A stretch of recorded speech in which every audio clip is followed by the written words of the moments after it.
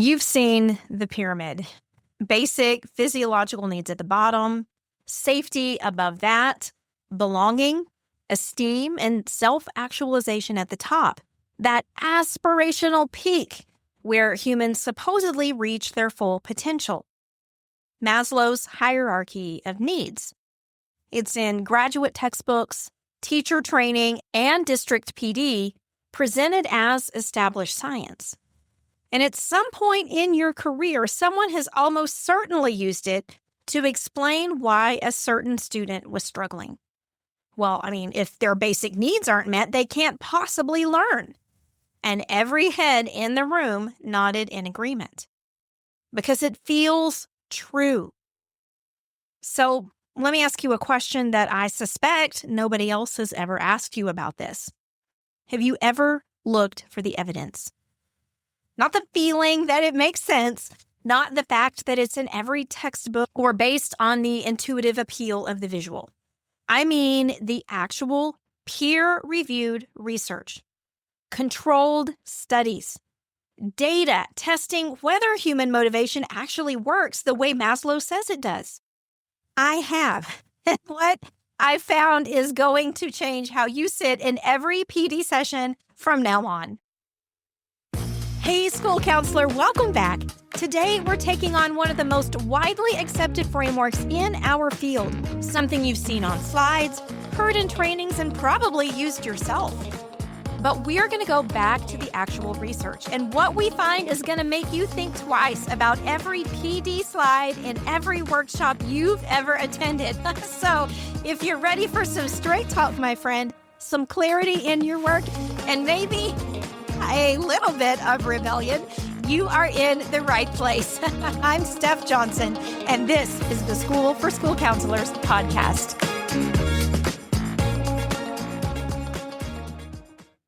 All right, so let me start at the beginning because the origin story of this pyramid actually matters a lot. Abraham Maslow published A Theory of Human Motivation in 1943 in the Psychological Review. He was interested in what drives human behavior. So he laid out this hierarchy, the idea that lower level needs need to be at least partially satisfied before higher level needs become motivating. And once he put that into the world, the theory started to spread. So, what did he base these ideas on? He used something called biographical analysis, meaning he looked at the biographies and writings of 18 people he personally identified as self-actualized. His sample included Abraham Lincoln, Thomas Jefferson, Albert Einstein, Aldous Huxley, and Beethoven. And this was a list that was heavily skewed toward educated Western men. And once he identified these men, he worked backward through their lives and declared that he had found the universal architecture of human motivation. Now, to be clear, he had no controlled studies, no experimental design, no representative sample, and no replication. This was just one man's interpretive reading of 18 biographies, filtered entirely through his own judgment about who counted as a fully realized human being. And Maslow himself said that less than 2% of the population would ever achieve self-actualization. So basically, he defined the pinnacle of human development by studying an unrepresentative sliver of extraordinary historical figures and then presented what he determined as a universal law. That's Maslow's theory. But then let's move to the pyramid, because Maslow didn't draw that. When researchers went back through the archives, including all Maslow's papers at the Center for the History of Psychology at the University of Akron, they found no trace of Maslow ever representing his ideas in pyramid form. The pyramid was actually created by other people. A management theorist named Douglas McGregor encountered Maslow's work in 1944, and he began cheerleading it in corporate business circles. And in 1960, a consulting psychologist named Charles McDermott drew what appears to be the earliest published triangle diagram of the hierarchy. But interestingly enough, he didn't publish it in a psychology journal. He published it in a business publication called Business Horizons, which was aimed at corporate executives. And from there, it found its way into management textbooks, then into education courses, then into teacher prep programs, and then into the school counseling world. And nobody along the way ever stopped to ask, where's the evidence for this? And there's even one more thing worth knowing about Maslow's original theory, because I will almost guarantee no one has ever mentioned this to you. He walked it back. In a later work, Maslow admitted that his first statements about the hierarchy may have given a false impression that a need had to be satisfied 100% before the next need emerged. And so he clarified he didn't think needs worked that way, that satisfaction isn't all or nothing, and that higher needs can and do emerge before the lower ones are fully resolved. So the strict sequential model, the one that you've seen presented on the slides, that implies that a student can't access a feeling of belonging until their safety is fully addressed, is not what Maslow proposed. And yet, that version is still the one that's being taught. So, if the theory were sound, researchers who tested it empirically would have found some consistent support. Need A would need to be substantially met before need B became motivating. You'd be able to measure it, to replicate it, and to predict from it. But that's not what happened. In 1976, 33 years after Maslow's original paper, Mahmoud Weba and Lawrence Bridwell published what became the defining review of empirical tests of the hierarchy in organizational behavior and human performance.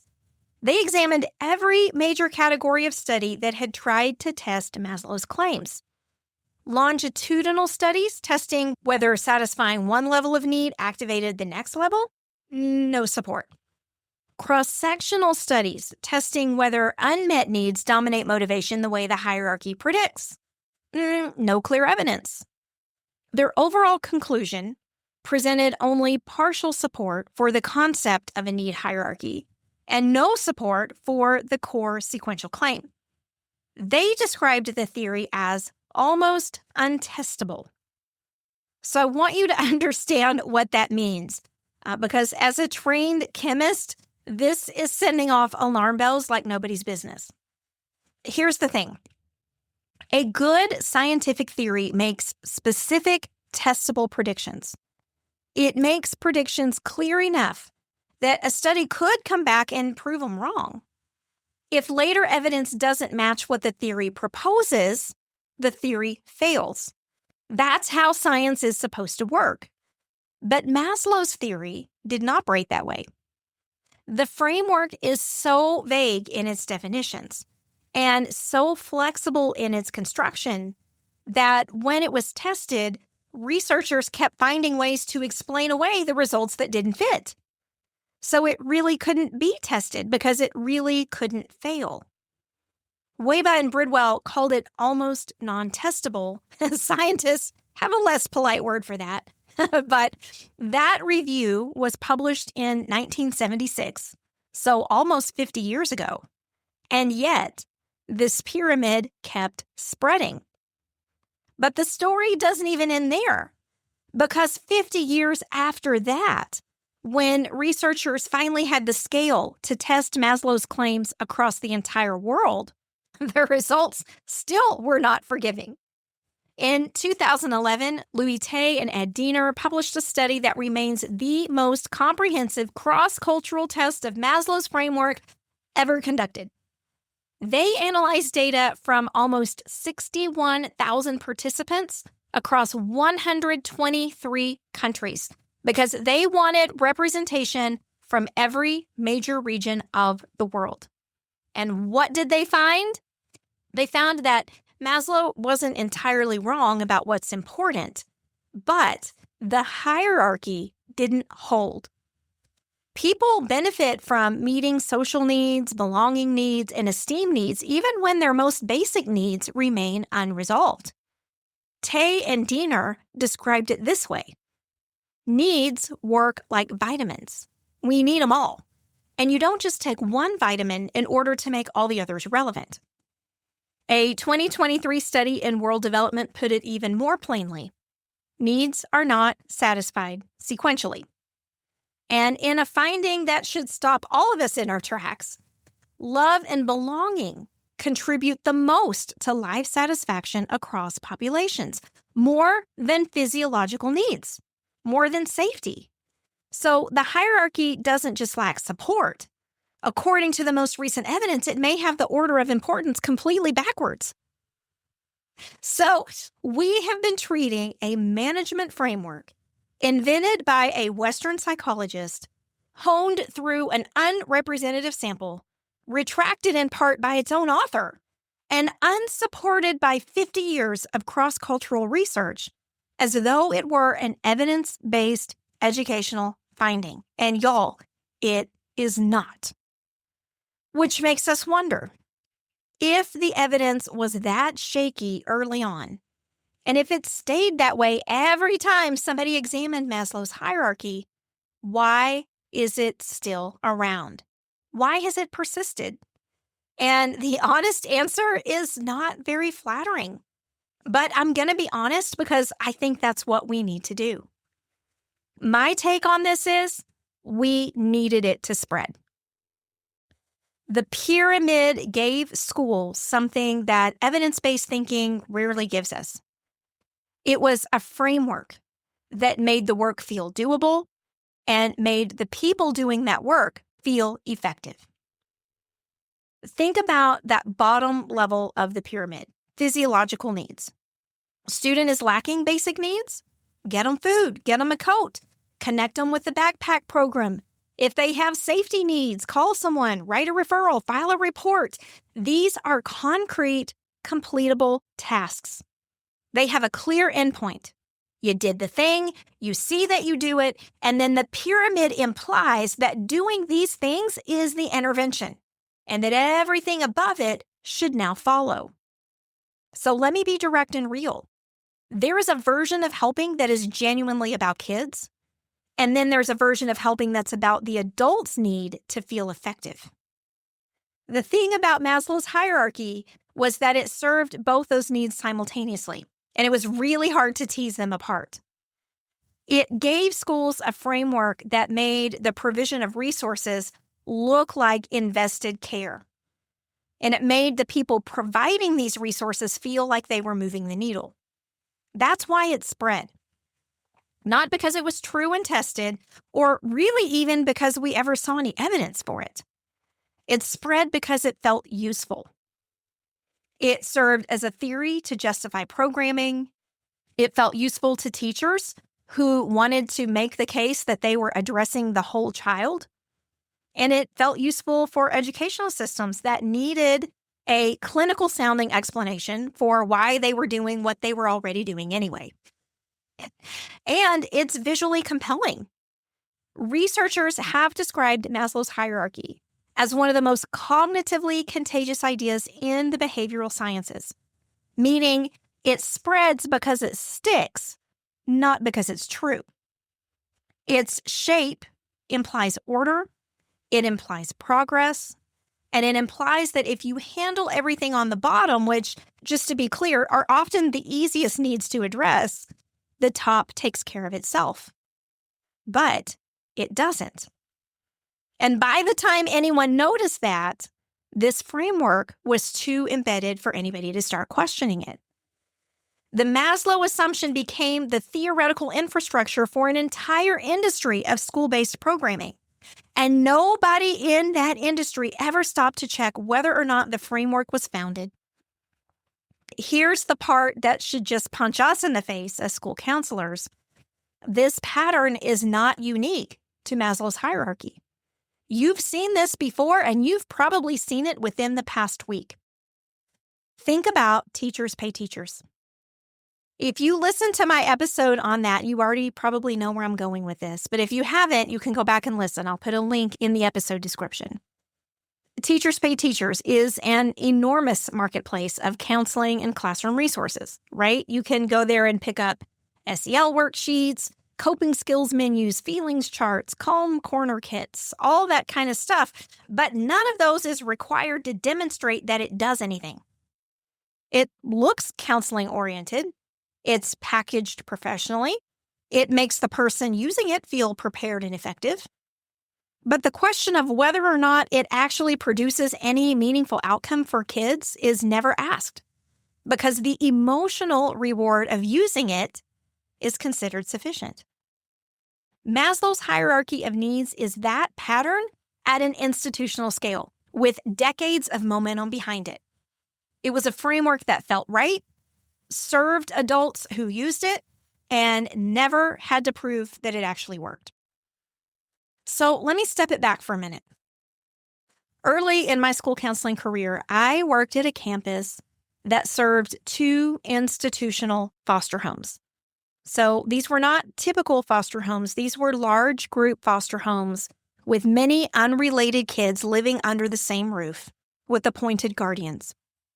And I will tell you honestly, because I was trained that way, just like you were, I walked onto that campus and approached these kids through that pyramid.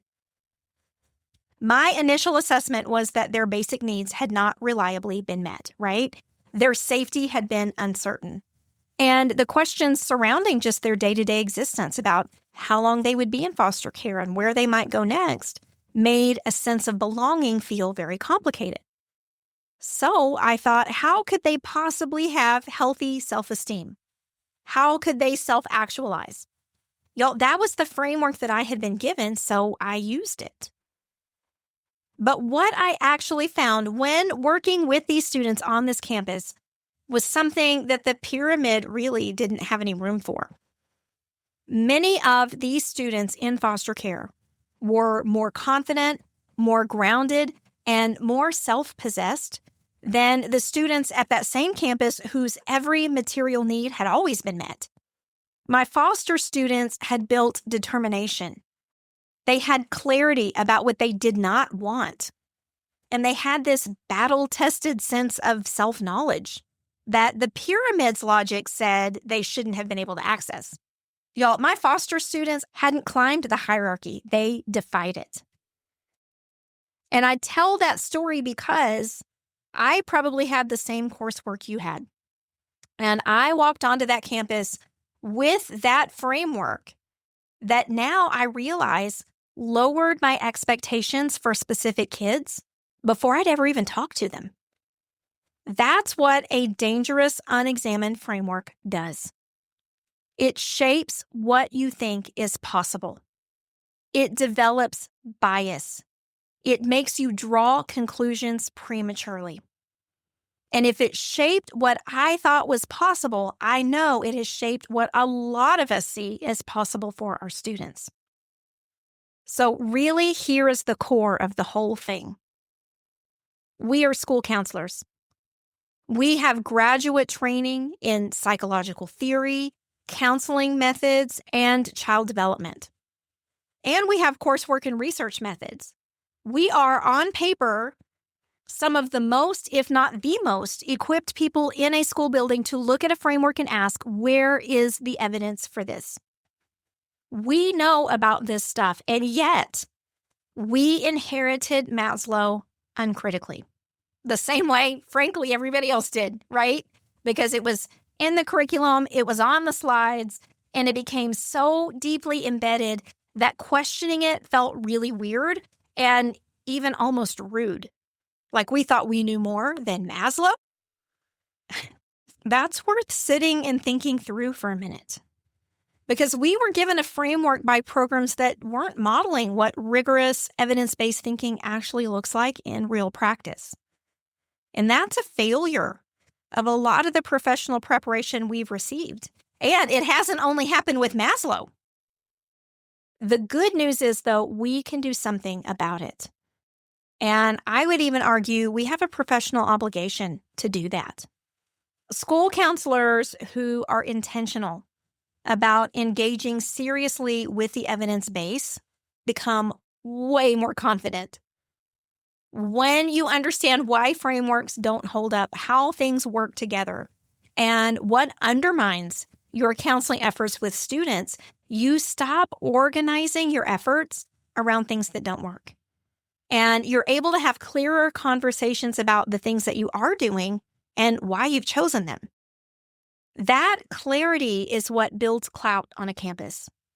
It is what helps you develop a voice and a sense of respect, and it helps differentiate you from program coordinator to school counselor.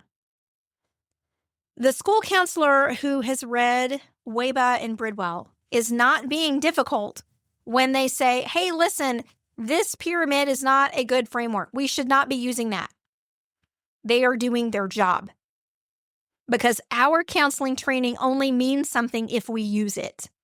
If you like these kinds of conversations where we look at what's been handed to us and we ask whether or not it holds water, that's what we do in the mastermind. Every single week, we meet with school counselors who take evidence seriously and treat the research foundation as the asset that it actually is. Because if I'm guessing, you went into this work to actually help kids, right? Not run unsubstantiated frameworks. So if you want to have more of these types of conversations, the link to the mastermind is in the episode description.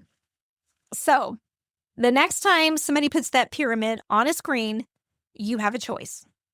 You can nod and let it go and just let everybody absorb it the way you have every other time before, or you can sit with what you now know.